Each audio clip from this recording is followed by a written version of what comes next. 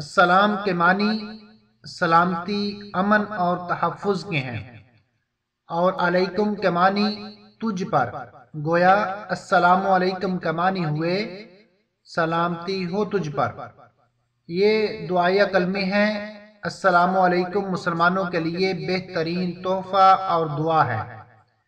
دین اسلام نے مسلمانوں کو آپس میں سلام کرنے کی بڑی تاکید فرمائی ہے، مگر آج کل ملتے وقت السلام علیکم کی خوبصورت دعا اور سلامتی کے پیغام کی بجائے ہائے ہیلو چلتا ہے۔ الوداع ہوتے وقت چھوٹے بچوں کو ہاتھ ہلا کر ٹاٹا بائی بائی کی تربیت دی جاتی ہے۔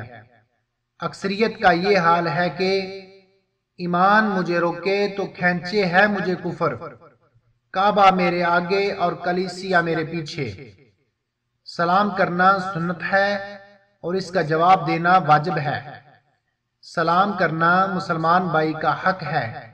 سلام کرنے سے آپس میں محبت، یگانگت بڑھتی ہے اور تعلق اور ادب پیدا ہوتا ہے۔ قرآن مجید میں کئی مقامات پر سلام کرنے کی بڑی تاکید آئی ہے۔ ارشاد باری تعالیٰ ہے، اور جب گھروں میں جایا کرو اپنے گھر والوں کو سلام کیا کرو، یہ اللہ تعالیٰ کی طرف سے مبارک اور پاکیزہ تحفہ ہے۔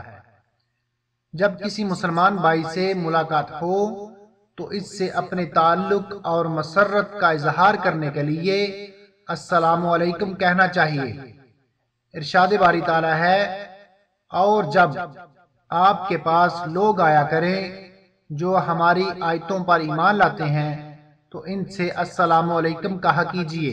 حدیث نبوی میں مسلمانوں کو سلام کرنے کی ترغیب دی گئی ہے۔ سیدنا حضرت عبداللہ بن عمر رضی اللہ تعالیٰ عنہ سے روایت ہے کہ ایک آدمی نے رسول اللہ صلی اللہ علیہ وسلم سے سوال کیا کہ کون سی خصلت اسلام میں بہتر ہے، تو آپ صلی اللہ علیہ وسلم نے ارشاد فرمایا، کھانا کھلانا اور آشنا نا آشنا کو سلام کرنا۔ سلام میں سبقت کرنے سے تکبر و غرور کا مادہ زائل ہو جاتا ہے اور مساوات و رواداری کا جذبہ پیدا ہوتا ہے۔